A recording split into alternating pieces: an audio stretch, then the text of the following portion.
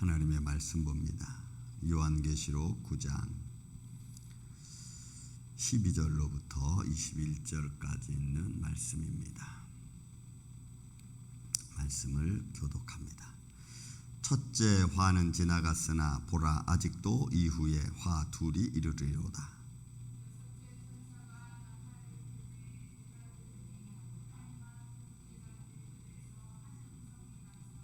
나팔 가진 여섯째 천사에게 말하기를, 큰 강 유브라데에 결박한 네 천사를 놓아주라 하매,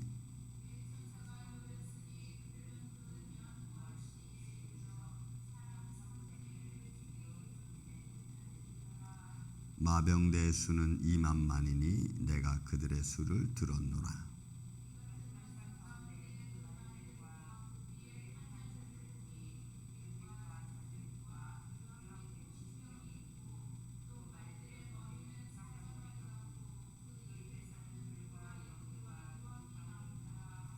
이 세 재앙 곧 자기들의 입에서 나오는 불과 연기와 유황으로 말미암아 사람 3분의 1이 죽임을 당하니라.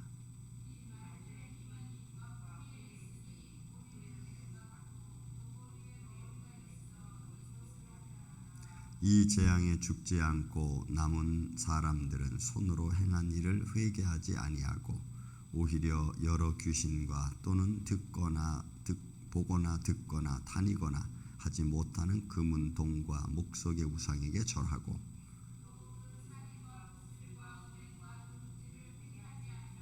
아멘.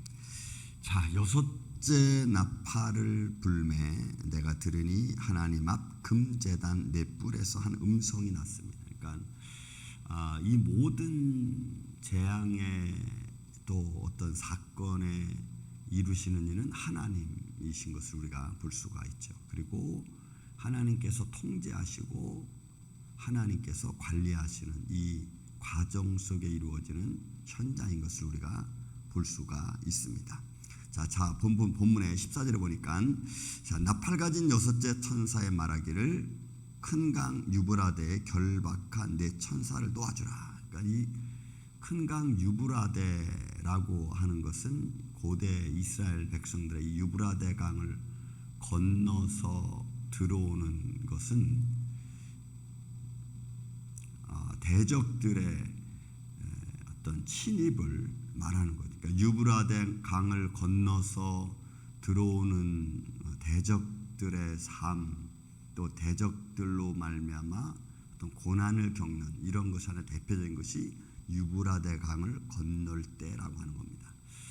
결박한 네 천사니까 아마 이 천사들은 선한 천사들은 아닌 것 같습니다. 그러니까 하나님의 어떤 그 권능에 의해서 결박되어진 좋은 천사는 아닌 것 같아요. 이 결박된 천사들이 노임을 받는 겁니다. 그러니까 결국은 하나님의 시간과 하나님의 때, 본문에 있는 말씀 보니까 15절에 네 천사가 그들은 연월 일시에 이르러, 이러니까 이거는 하나님이 정한 시기와 때를 말하는 거죠. 결국은 이 모든 재앙이 내려지고 또 모든 이 사건이 이루어지는 것은 하나님의 주권에 의해서 시작되어지고 또 결말지어진다는 것도 우리가 알 수 있고, 또 어느 시 어느 때에 일어날 건지도 하나님이 정하셔서 이를 이루신다는 것을 우리가 볼 수가 있습니다. 결국 이것은 하나님의 심판을 중심으로 해서 나타내지는 현상 중에 하나겠죠. 그래서 연월 일시에 사람 3분의 1을 죽이기로 준비된 자들이더라, 이렇게 표현합니다. 그러니까 결국은 이 땅에서 어떤 이런 환난으로 말미암아 많은 살생, 죽음이 이루어질 것을 예견하고 있다는 것을 우리가 볼 수가 있습니다. 그리고 자, 16절에는 마병대 수가 2만만이니 내가 그들의 수를 들었노라. 바로 여기서 2만만이라고 하는 것은 어떤 숫자적인 개수를 표현한다기보다는 끊임없이 많은, 수없이 많은 이런 의미로 보는 것이 아마 더 좋을 것 같습니다. 어쨌든 이 네 천사가 놓였고 사람 3분의 1을 죽이기로 하는데, 이 마병된 준비된 자들의 마병의 수가 2만만이니까 이것은 수없이 많은 이런 거죠. 끊임없이 많은 이런 그 마병대수가 그들로 하여금 이제 사람들을 죽이기로 작정합니다. 자, 근데 그런 그 사람들 이만마이라는 이런 사람들 마병대수 그리고 이 사람을 죽이기로 작정된 이 사람들의 모양은 17절에 이렇게 나옵니다. 17절, 18절, 19절까지 이렇게 나옵니다. 그 모양을 보니까 이 같은 환상 가운데서 그 말들과 그 위에 탄 자들을 보니 불빛과 자줏빛과 유황빛 호심경이 있고, 여러분 이 불빛이 상징해 주고 있는 것은 환란입니다.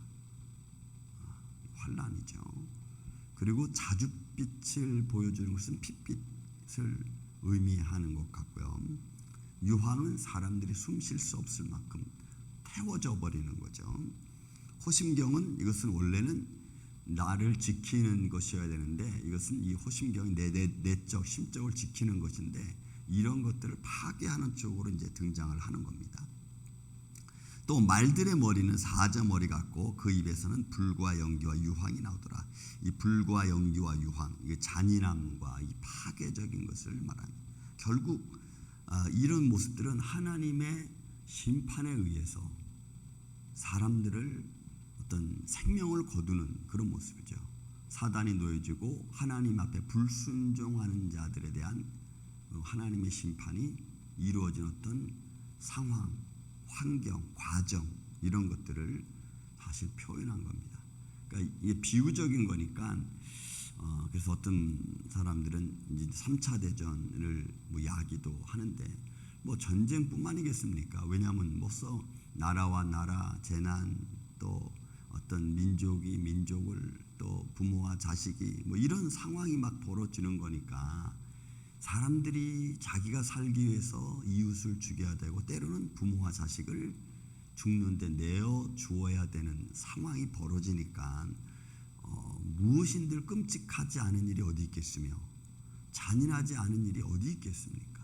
나 살기 위해서 모든 사람들을 죽음에 내놓아야 되고 또 나 살기 위해서 자기 인생들의 그 잔인함이 죄악의 잔인함이 극도로 나타나게 되는 상황인데 뭐 무슨 일인들 안 벌어지겠습니까? 거기에 사단의 이 전략과 전술, 그 사단의 이 파괴력은 한층 더 하다는 것을 우리가 보여주는 거죠.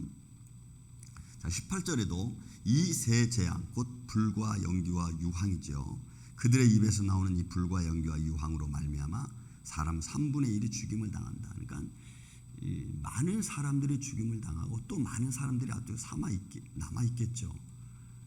3분의 1이니까 3분의 2는 살아남아 있는 것 아니겠어요? 어쨌든 수많은 사람들이 환란으로 인하여 생명을 잃어버리는 상황이 되는 겁니다. 자, 그리고 또 그들의 모양 계속해서 나옵니다. 이 말들의 힘은 입과 꼬리에 있으니, 그러니까 결국 그들이 사람을 죽이는데 입과 꼬리니까 첨과 나중이라고 해도 되겠죠. 근데 이것은 사람들을 꿰이는 사람들의 말, 교훈, 세상 어떤 철학, 어떤 이념, 이데올로기 뭐 이런 것도 될 수 있습니다. 입이 결국 상징하는 것은 말 아니겠습니까? 유호 아니겠어요? 그럼 사람들을 유혹하는 거죠. 사람들을 무슨 말로 유혹을 하겠습니까? 사람들의 마음을 빼앗아가는 거짓, 또 사꾼들의 어떤 교훈들, 세상의 어떤 이념, 철학, 또 하나님을 아무튼 모르게 만들고 하나님을 받아들이지 못하게 만드는 모든 사상들이겠죠. 세상의 교훈들도 마찬가지겠고. 그리고 꼬리는 이런 디테일, 이게 테일인데 이거는 결국은 그들의 마지막은 죽음이라는, 멸망이라는 것을 상징해 주는 것 중에 하나입니다. 그래서 그 꼬리가 뱀 같고 또 꼬리에 머리가 있어 그것으로 해하더라.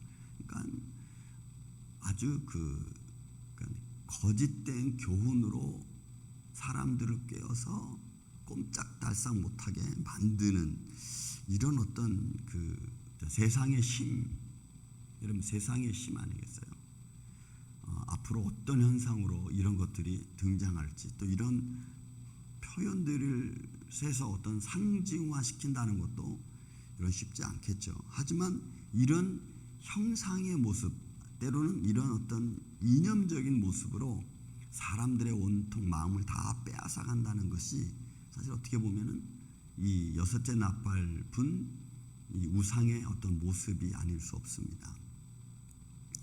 그런데 더 놀라운 것은 여러분 20절 21절입니다. 자, 이렇게 불과 유황과 또 연기로 말미암아 사람을 유혹하고 입과 꼬리로 사람들을 유혹해서 죽이고 막 이러는 가운데서도 이 놀라운 게 또 여러분 이게 20절 21절입니다. 이 재앙에 죽지 않고 남은 사람들은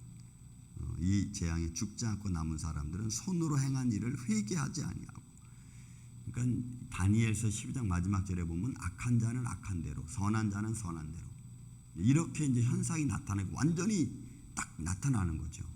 그러니까 악한 자는 그 악함에서 돌이키려고 하지 않고 오히려 그 악함이 더 극에 달하는 거죠. 더 극에 달아가는. 그러니까 이들은 자기들이 잘못하고 또 그렇게 막 세상이 혼란하고 이런 어떤 환경에 빠지면은 사람들은 그러죠. 선한 마음 가지고 살 수 없다고 그들은 이야기합니다. 남들도 저러는데 나는 왜 하면 안 되냐 이런 식으로 해서 악함을 따라가게 만드는, 그래서 악한 자가 모든 것을 취할 수 있는 것처럼 보이는, 그리고 악한 자가 잘 되는 것처럼 보이는 사회적 현상이 많이 나타날 거예요. 마치 힘과 권력이 있는 사람들이 잘 되는 것 같지만 결국 그 힘과 권력이 자신을 죽인다는 것에 대해서는 생각지 못하는 거죠. 회개하지 않는 거예요. 그리고 오히려 회개하지 않고 오히려 그런 힘들을 결집하게 만드는 귀신과 우상을 따라가는 거죠. 여러분, 이게 사람들의 좀 악한 것 중에 하나가 뭐냐면 군중이 많이 모이면 자꾸 당이 결성이 됩니다. 파벌이 생겨요. 군중이 많아지면. 그래서 여러분 고린도 교회에서도 파벌 문제가 생기지 않습니까? 분당이 생기잖아요. 나는 누구파, 나는 누구파, 누구파. 이런 거와 똑같아요. 세상이 점점 악해지면요, 그 악해짐에 대한 반대하는 세력, 또 악한 세력 중에서도 서로가 대적하는 자의 모습으로 이게 나타나게 된다는 말이에요. 그래서 그들은 귀신과 때로는 보거나 듣거나 다니지 못하는 금운동, 목석, 우상에게 절하고 마치 그것들로 자기들의 힘을 규합하려고 하는 모습이 등장하게 되는 겁니다. 그러니까 세상에 어떤 거 하나를 중심으로 잡고 그것으로 규합하는 거, 사람들이. 그러니까 보이지 아니하신 하나님, 이런 일을 버리시는 하나님, 그 버리시는 하나님의 손길에 대한 회개하지 않는 거예요. 만약 세상이 그렇게 혼란에 빠지면 사람들은 이구동성으로 이런 말 할지도 몰라요. 신이 어디 있느냐? 여러분 하박국 선지 말처럼 선하신 하나님의 손길이 어디 있느냐? 악한 자, 권력 있고 힘 있는 자들이 선한 자를 핍박하고 선한 자들을 죽음에 내모는데 어떻게 선한 하나님이 있을 수 있느냐? 이런 식으로 하나님을 배반하고 오히려 하나님을 오도하죠. 이런 모습입니다. 또 보세요, 여러분. 21절에 그 살인과 복술과 음행과 도둑질 회개하지 아니하는. 그러니까 이것들은 아마 앞으로 나타나야질 죄악의 모습들 중에 하나일 겁니다. 여러분, 이 복술이라고 하는 것은 이게 술과 마약 같은 것을 말합니다. 그러니까 술과 마약 같은 것들이 이제 세상 판을 치지 않겠어요. 정신적 혼란, 또 어떤 유희, 자기들의 즐거움에 빠지려고 하는. 그래서 여러분, 우리는 앞으로 나타날 이런 잔인함과 파괴력 앞에 우리 믿음의 사람들이 어떻게 대처하고 또 나아갈 것인가에 대한 이 견고함이 말씀으로 저는 세워지기를 저는 예수님의 이름으로 축원을 드립니다. 여러분들의 가정의 자손들도요, 점점 이제 무정한 시대가 돼가고 관심이 자꾸 떨어져 나가죠. 그리고 사랑의 권면보다는 어떤 징계의 권면 쪽으로 자꾸 바뀌어지고 있죠. 그러다 보면은 이제 가정이 영적으로 파괴되어져 가는 겁니다. 또 영적으로 파괴되어지는 것은 이런 그 징계를 위한 권면 이런 것도 있지만 너무 지나친 과잉된 사랑도 또 즐거움도 때로는 하나님으로부터의 마음을, 믿음을 빼앗아가는 요소가 또 될 수도 있는 겁니다.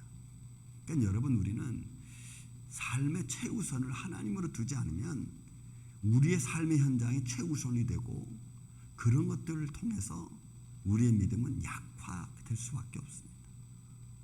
저는 이런 믿음을 여러분들이 생각하고 알면서 보시면서 이 믿음의 예수 그리스도로 우리 삶의 최우선을 삼고 그것을 먼저 행하려고 여러분들이 마음으로 준비하는 이 아침에 저와 여러분 되시기를 예수님의 이름으로 축원을 드립니다. 사랑